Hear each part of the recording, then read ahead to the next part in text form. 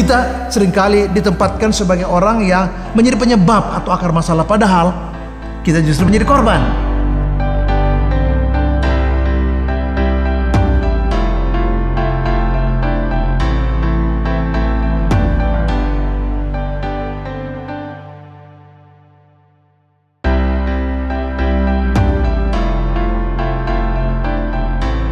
Kita bersyukur karena kasih Tuhan selalu nyata buat kehidupan kita tiap-tiap hari. Hari ini kita bersyukur juga karena ada ruang untuk kita belajar firman Tuhan. Tema saya hari ini adalah ungkapan Paulus, aku telah mengakhiri pertandingan yang baik. Ya, untuk itu saya membaca satu ayat saya dari 2 Timotius 4 ayat 7. Aku telah mengakhiri pertandingan yang baik. Aku telah mencapai garis akhir dan aku telah memelihara iman. Ada 3 hal yang penting dari ayat ini. Yang pertama, bahwa Paulus mengungkap satu pernyataan yang penting, yaitu pertama, aku telah mengakhiri pertandingan yang baik. Nah, satu pertandingan itu ada aturan. Ya, kadang-kadang orang tertentu karena melanggar aturan kena teguran, ya, kena sanksi, entah kartu kuning atau kartu merah kalau bola kaki. Kita ingat dulu ada seorang pelari cepat yang namanya Ben Johnson. Dia didiskualifikasi karena menggunakan doping, sehingga gelarnya atau medalinya dibatalkan atau dicabut. Mengapa? Karena dia menang tetapi caranya tidak benar. Dalam politik juga seringkali begitu. Kita menghalalkan semua cara untuk menang. Nah, kemenangan seperti itu tidak bermakna. Paulus katakan, aku telah mengakhiri pertandingan yang baik. Jadi pertandingan yang baik bukan cuma soal menang, bukan soal sampai di akhir, tetapi kita melakukan dengan prinsip yang benar, seperti yang Tuhan inginkan. Nah, ini satu ungkapan, satu metafora yang Paulus pakai seolah-olah di gelanggang olahraga. Nah, dalam kehidupan kita, apakah pribadi, rumah tangga juga, tidak semua orang yang kemudian berumah tangga, menjalani rumah tangga mereka, ada banyak pengalaman yang menyakitkan, tidak sampai di akhir. Mengapa? Karena ada banyak godaan yang terjadi di sana. Yesus memberi contoh bagaimana dia berjuang sampai di akhir dan dia berkata, sudah selesai. Tokoh-tokoh iman dalam Ibrani 11 juga mengabarkan hal yang sama. Jadi mereka menyelesaikan sampai di akhir dari batasan di mana mereka harus capai. Dan saya ingin mengatakan mengapa ini penting, karena tidak semua orang bertanding dengan cara yang baik dan tetap berjuang sampai di akhirnya. Mengapa? Karena seringkali mereka kandas dan berhenti di tengah jalan, atau mengalami diskualifikasi, atau karena hal tertentu mereka terpaksa kena sanksi dan pertandingan tidak bisa dilanjutkan. Kenapa? Karena mereka tidak bertanding dengan cara yang bermartabat, yang terhormat, dan sesuai dengan aturan main yang berlaku. Saya ingin mengatakan yang kedua yang penting adalah kesetiaan itu mahal. Kesetiaan itu bukan cuma soal kita menyelesaikan, tetapi bagaimana kita menyelesaikan itu. Nah, ketika kita dipanggil Tuhan untuk melayani, ketika kita dipanggil Tuhan untuk bersaksi, memberitakan Injil, ya, memberitakan Yesus, Paulus katakan, terkutuklah aku jika aku tidak memberitakan Injil. Nah, ketika kita mendapat kehormatan untuk memberitakan Injil, saya ingin melihat bahwa ketika orang itu mulai dengan semangat sekali, dalam perjalanan ada banyak masalah, ada banyak tantangan, hambatan, kesulitan. Saya ingin mengatakan bahwa tidak semua orang yang telah memulai dengan baik sekali akan bertahan sampai di endingnya, atau tidak semua orang yang memulai dengan baik akan mengakhiri perjalanannya dengan sama baiknya atau lebih baik. Biasanya orang-orang tertentu karena berbagai masalah mereka undur. Mereka kemudian menyerah pada situasi yang sulit. Nah, Yudas contohnya, dia tidak cukup setia sampai di akhirnya. Nah, Saul misalnya tidak juga setia sampai di akhirnya. Paulus mengatakan Demas telah mencintai dunia dan meninggalkan kami. Sama juga, Demas sama dengan Yudas, sama juga dengan Saul, mereka tidak setia. Dan banyak orang juga dalam pola ini, mereka menyelesaikan dengan cara yang sangat menyedihkan. Awalnya bagus, tapi dalam perjalanan ada banyak tantangan. Awalnya mereka memulai rumah tangga mereka baik sekali. Mereka saling mencintai, mereka saling mengasihi, mereka saling terbuka, saling memahami, saling mendukung satu kepada yang lain. Dan itu mimpi mereka, dan mereka mulai dengan baik. Tapi tidak semua kemudian sampai di akhirnya. Ada banyak yang kemudian undur dan berpisah di tengah jalan. Kenapa? Karena kesetiaannya itu mahal. Kesetiaan tidak gampang diperoleh kecuali dengan perjuangan yang berat. Nah, ungkapan Paulus di sini adalah, aku telah mencapai garis akhir. Nah, untuk mencapai garis akhir, nah, kita mengalami banyak sekali duka cita. Ada banyak tekanan yang berat. Ada kalanya kita mengalami depresi seperti Musa, Elia. Mereka mengalami tekanan yang berat. Daud juga begitu. Tetapi mereka bertahan hingga di akhir. Dan ini inspirasi buat kita, di mana kita belajar. Nah, untuk menyelesaikan sampai seperti diungkap Paulus, aku sudah mencapai garis akhir, adalah sesuatu pencapaian yang luar biasa. Satu pengalaman yang diungkap yang bermakna sekali. Jadi Paulus melewati tantangan yang berat, tidak mudah. Terlalu banyak pengalaman yang sangat sulit dan berat, sehingga Paulus mengatakan kami sudah putus asa juga dengan hidup kami. Artinya tantangan Paulus sangat berat, bahkan melampaui apa yang dia duga sebelumnya. Dia tahu dia akan menderita, tapi ternyata lebih berat dari yang dia duga. Tapi kemudian mereka bisa menyelesaikan, dan sampai di akhir dengan begitu baik. Saya katakan itu sangat mahal, dan karena itu kita belajar. Satu kebahagiaan bagi kita, hal yang indah sekali di kehidupan kita. Ketika kita berjuang mengikut Tuhan, kita memulai rumah tangga kita, pelayanan kita, dan kita sampai seperti ungkapan Paulus di akhirnya dengan baik.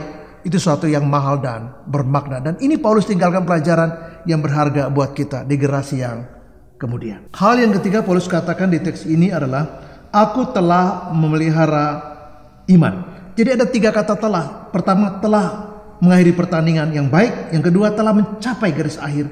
Dan yang ketiga, aku telah memelihara iman. Nah, untuk yang ketiga saya memakai ilustrasi di dunia pertanian. Saya punya pengalaman bagaimana bertani. Dan bertani itu bukan soal sekedar tanahnya harus cocok dengan apa yang mau ditanam. Tetapi pemilihan bibit menjadi sangat penting.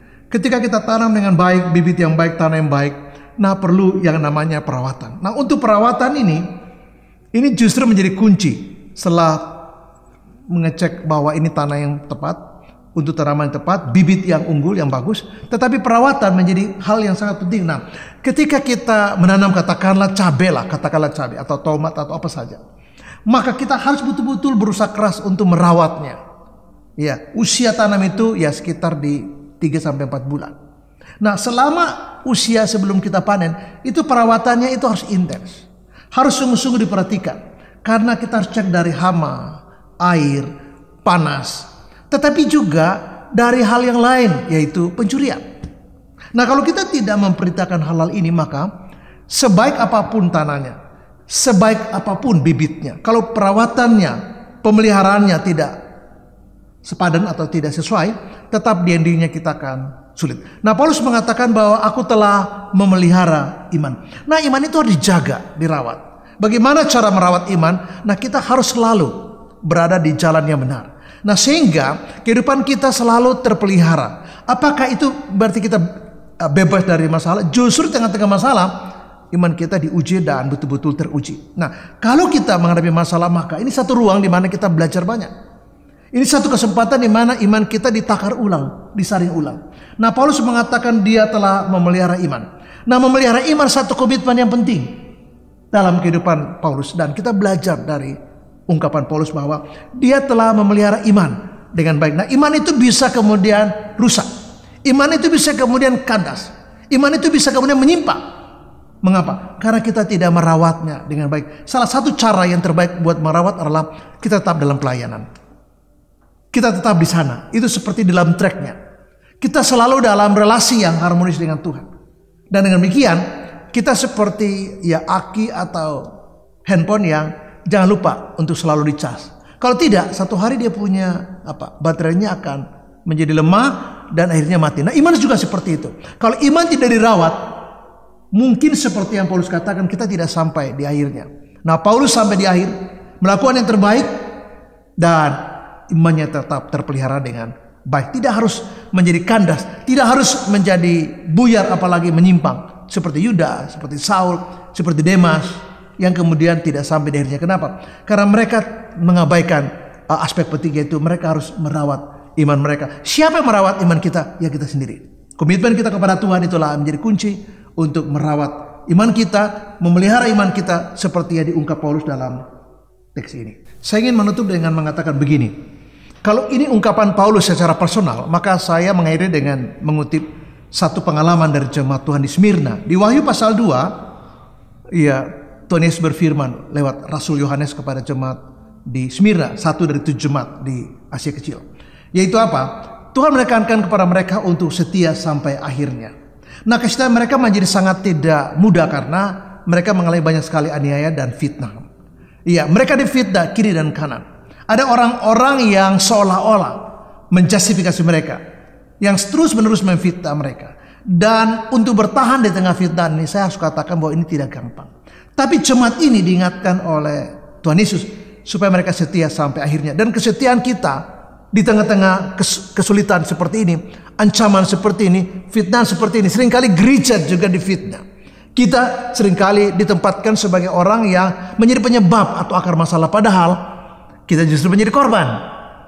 Ya, seharusnya kita dibela, tapi malah kita dituduh sebagai yang melakukan ini, dan mereka yang melakukan kejahatan malah dibela. Dan ini yang menjadi terbolak-balik. Nah, hidup di satu situasi yang terbolak-balik seperti ini, kita difitnah seperti jemaat Tuhan di Smyrna, kita memerlukan satu komitmen yang tinggi. Nah, Yesus katakan kepada mereka bahwa hendaklah mereka setia sampai mati. Nah, jemaat yang ditegur yang lain adalah jemaat Efesus.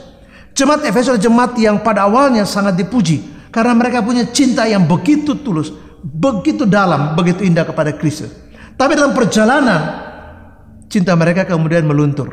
Cinta mereka kemudian memudar. Sama dengan banyak pernikahan. Di awalnya mereka sangat berapi-api. Tapi dalam perjalanan, kalau terlalu banyak air mata, kepedihan, luka, kemudian cinta itu menghilang bersama luka-luka yang mereka alami dalam perjalanan rumah tangga mereka. Dan saya ingin mengatakan bahwa kalau Paulus ungkapkan dari teks ini sebagai personal, maka saya mengakhiri dengan mengatakan bahwa jemaat yang ada di kitab Wahyu tentang jemaat Smyrna, 1 dari 7 jemaat itu mengalami tekanan. Salah satunya mereka difitnah dengan segala yang jahat. Dan untuk setia di tengah-tengah situasi seperti itu, kita membutuhkan satu komitmen yang sangat tinggi kepada Kristus. Supaya apa? Supaya kita seperti Paulus katakan, dia telah mengakhiri pertandingan yang baik. Dia telah mencapai garis akhir. Dan dia telah memelihara iman. Untuk itu, kita belajar dari bukan cuma Paulus sebagai personal, tapi jemaat Smyrna sebagai komunitas. Di mana mereka setia kepada Kristus.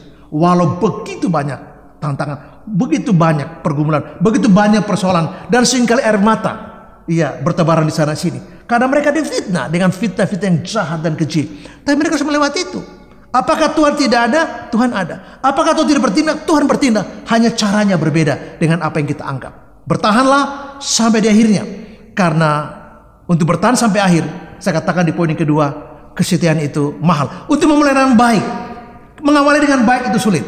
Tapi saya ingin mengatakan begini, mengakhiri dengan lebih baik lagi, jauh lebih sulit dari itu. Tuhan Yesus memberkati dan shalom. Amin.